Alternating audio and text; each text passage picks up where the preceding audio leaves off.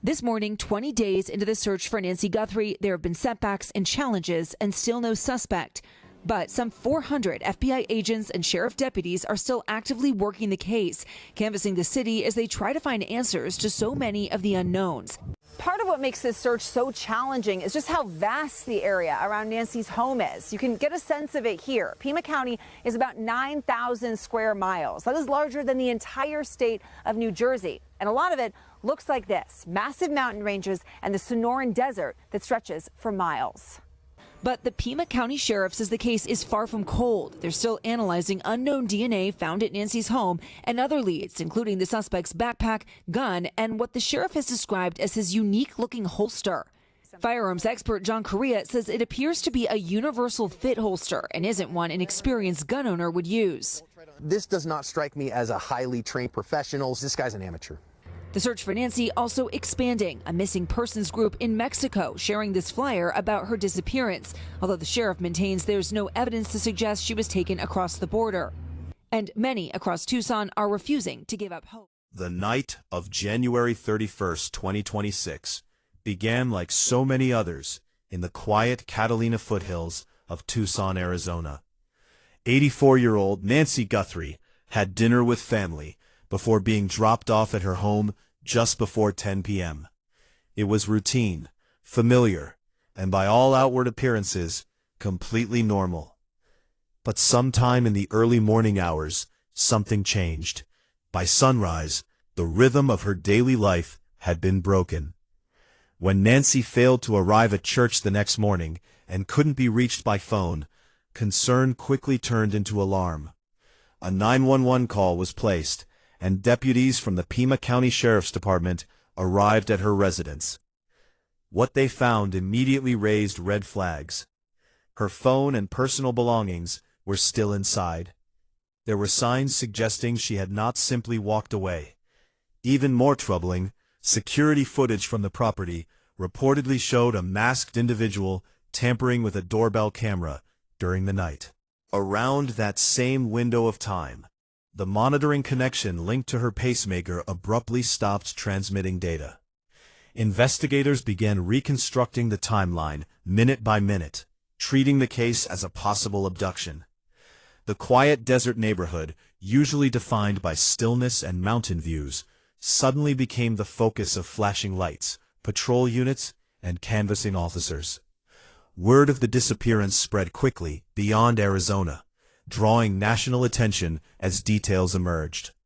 For those following real investigations as they unfold, this case is a reminder of how quickly certainty can vanish. Subscribe to Real Case Records as we continue tracing every verified development, separating confirmed facts from rumor, and examining how authorities piece together the critical first hours of a missing person investigation. As the search for Nancy Guthrie intensified, law enforcement quickly moved to gather evidence and follow every lead. A new clue in the search for Savannah Guthrie's mother. A Ring camera a few miles away from Nancy Guthrie's home capturing a man acting suspiciously at 3 and 5 a.m. a week before Guthrie was taken. He does have facial hair, and apparently so does the man captured on Nancy Guthrie's camera.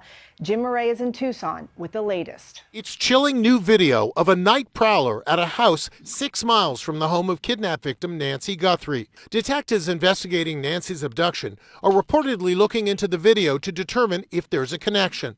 The video was posted by the homeowner on January 23rd on Ring Neighbors, a community app, 8 days before Savannah Guthrie's mom was taken. The homeowner, who declined to be identified, posted, "My dogs went crazy and thankfully spooked him away. He came to the door at 3 a.m. and again at 5 a.m. He turned away from the camera and clearly did not want his face to be seen as he rang the bell. He has a mustache and goatee-style beard and a neck tattoo."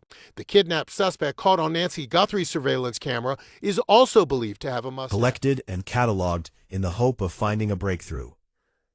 Despite the urgency, authorities emphasized caution.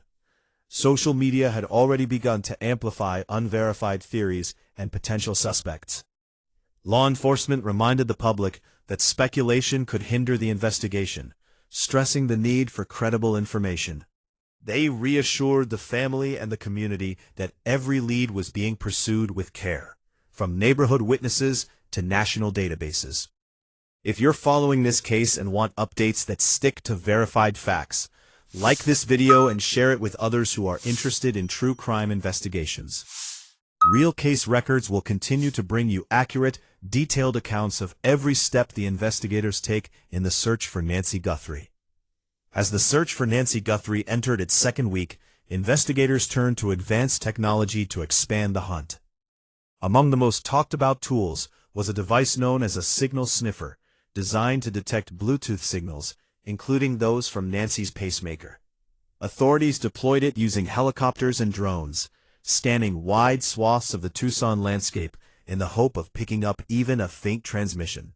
While the technology does not guarantee a result, officials described it as a critical addition to traditional search methods, helping to narrow areas that needed closer examination.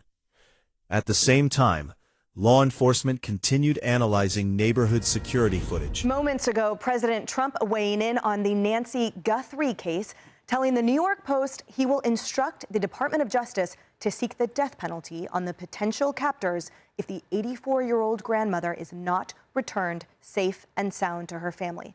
President Trump went on to tell the Post they will face, quote, the most severe federal consequences if Nancy is found dead.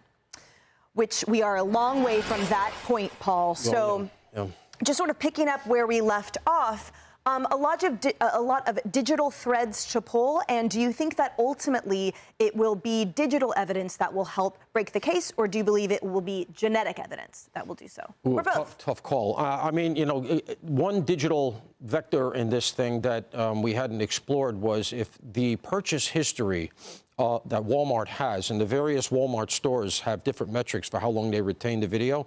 So let's say it's outside the range of where they retain the video. Their video is going to be very much like the video that she had at her house, right, which is it's not actual video, it's code.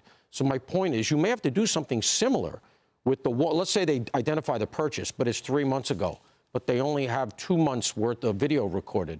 You might have to do something like they did with Google, which is go in and see if you can retrieve enough of that code to build an image so we can get a look at this person. So that would be very key. And then the other thing, of course, is that with Donald Trump talking, you have to wonder if the case is about to go completely federal. I'm wondering what the jurisdiction would be.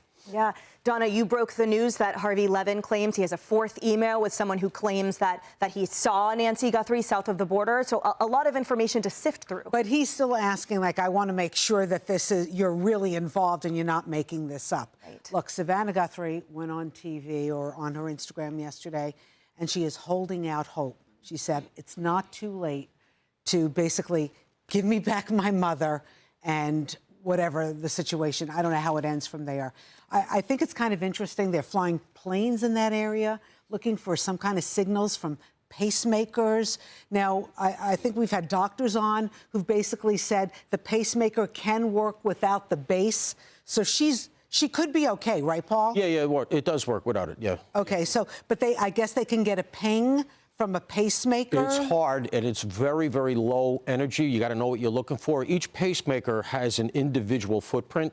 That's what they're looking for, the fingerprint of sales records in the region. These steps, combined with digital evidence from security cameras and electronic devices, created a multifaceted investigation that could slowly narrow the field of possible suspects.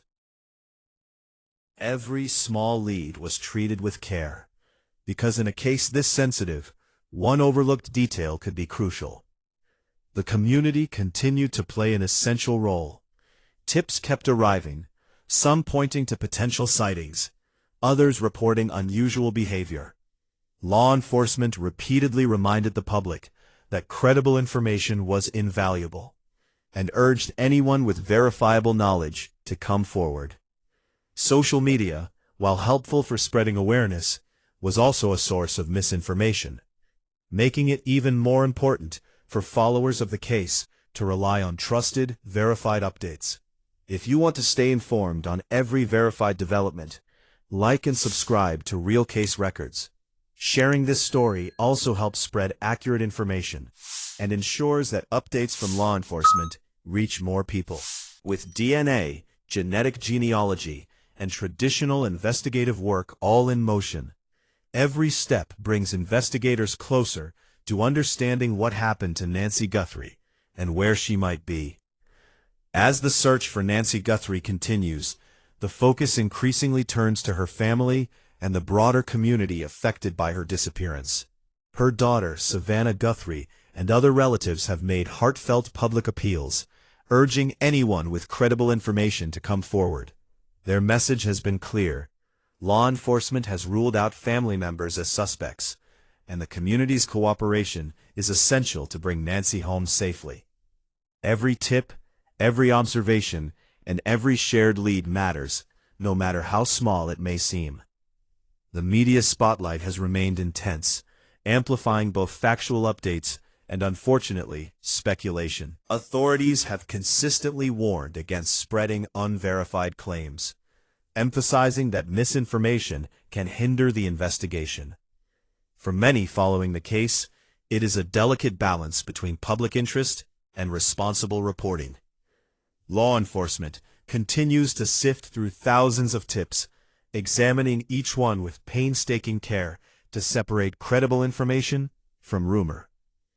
The goal is not just to find Nancy, but to ensure the integrity of the investigation so that justice can follow. Community members have also mobilized, organizing searches, distributing flyers, and monitoring areas where Nancy was last seen. The emotional impact of her disappearance has resonated far beyond her immediate family, highlighting the vulnerability of seniors living alone and the importance of vigilance. Investigators have expressed gratitude for the community's efforts while reminding everyone that official channels are the most reliable way to submit tips. If you want to support accurate reporting and stay updated on verified developments, like, subscribe, and share this video. Real Case Records is committed to presenting each step of this investigation responsibly, honoring Nancy Guthrie's story, and keeping the focus on bringing her home. With continued diligence, community cooperation, and modern investigative tools, every effort counts in the search for the truth.